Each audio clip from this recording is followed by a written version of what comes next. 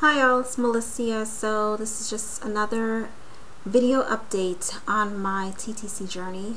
I'm sorry, I'm looking at the camera because my camera's been acting weird lately, and yeah, I have way too much light in my face. Okay, the adventures of technology. Okay, so basically, yeah, a couple of weeks ago I went to my doctor that I normally go to, and I asked her to, I would like to have a child, and me and my husband was trying to have a child, and we haven't been successful for the last 2-3 months now, and I wanted to check to see if there's any issues in regards to, like, I wanted her to check like my thyroid and my hormonal levels to see if they're okay, and why I'm having irregular periods, if I'm ovulating, all of that stuff. So I wanted her to test for that. So they took my blood, and I got my results probably last week, and basically they diagnosed me with PCOS, and if you're familiar with that, it basically stands for polycystic ovarian syndrome, and they basically recommend me to an endocrinologist. So they want me to see an endocrinologist and to go on from there. So that's basically my update. I find it very interesting, and I don't mean to go on this rant, but I'm just going to express some things to you guys. So I find it very interesting because I've been going to the doctor, like gynecologist, over the years, and I've suffered from irregular periods since I was a teenager, and not once did they ever diagnose me with PCOS. And they've all known, they would ask me about, in my last period, they have to do the checklist, and they would write stuff down, and they ask you questions. And one time I told the doctor that, I haven't had my period in 5 months, and this was when I was in my early 20s. And she was like, "Are you pregnant? Did you take a pregnancy test?" And I said, "I'm not pregnant. I just have a late period." And so she went ahead and made me take a pregnancy test, and it came back negative that I wasn't pregnant. So, and they also take my blood, they take your blood and all of that stuff.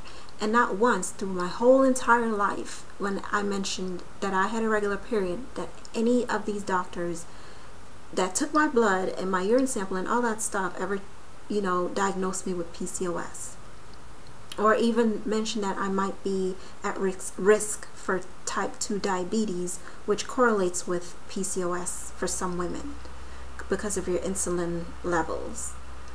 So I just find that very interesting, that all of a sudden when I go to my doctor and told her that I want to check for these specific things and that I'm trying to have a baby, all of a sudden now they find that I have PCOS. But it's good to know, and I guess I fit some of the symptoms. Not majority of the symptoms I don't fit. Like, I'm not like overweight or big. I'm not a big girl, obviously. I'm petite, slim, and I think those women who are a little bit bigger, those are the ones that may be more at risk for the type 2 diabetes with PCOS. So I didn't fit that, and I do have acne, but it's like off and on, like normal. Like I can wash my face and clear my face out and get my face clear within a week if I have a breakout. So to me it was normal for me, so I didn't have like crazy acne problems or anything. And also in terms of body hair, I do have body hair, but it can also be linked to the fact that I'm Indian descent, and when I was a baby, I was a hairy baby. My mom said I had like pretty hair laid down on my body, like on my back. I had like hair on my body when I was a baby.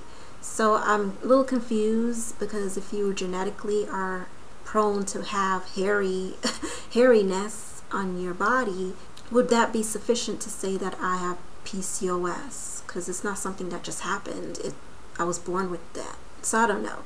So they diagnosed me with PCOS. I guess if you have irregular periods, automatically you're PCOS. But I just thought it was interesting that this whole time I've been going to a doctor, and they never ever diagnosed me with PCOS until I said I'm trying to have a baby. Then all of a sudden they diagnose me and want to pass me on to some other specialist who's gonna more than likely put me on some drugs, some expensive drugs to take. So the saga continues. It's frustrating because, you know, the doctor that I was seeing, she to me didn't care.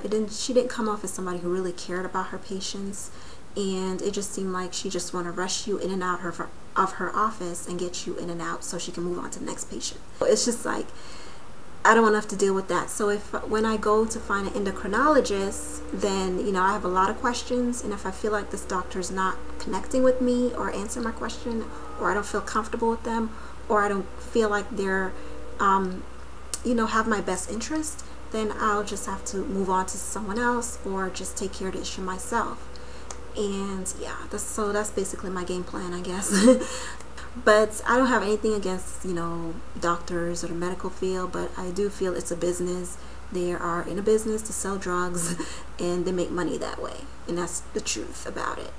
But that's not to say that you shouldn't go to doctors or adhere to their, you know, recommendations. You should. I think it's our responsibility to do that, you know. But yeah, you just got to keep an open mind as well. Alright, so it's basically my update. I was diagnosed with PCOS. It's not a big deal. It just means that you have irregular periods and you're not ovulating as often or at all. So that means you have to, you know, take some stuff to get you to regulate that. And even if you're not trying for a child, it's still, you want to, you know, some women want to regulate themselves. So continue praying for me, and if you're going through the same thing I'm going through, I'll pray for you, and we can support each other and all that good stuff. And I continue to stay positive and have faith, and yeah, that's basically it for my video. Alright, well, thank you guys for listening to my ramblings and my rants, and I will see you guys next time.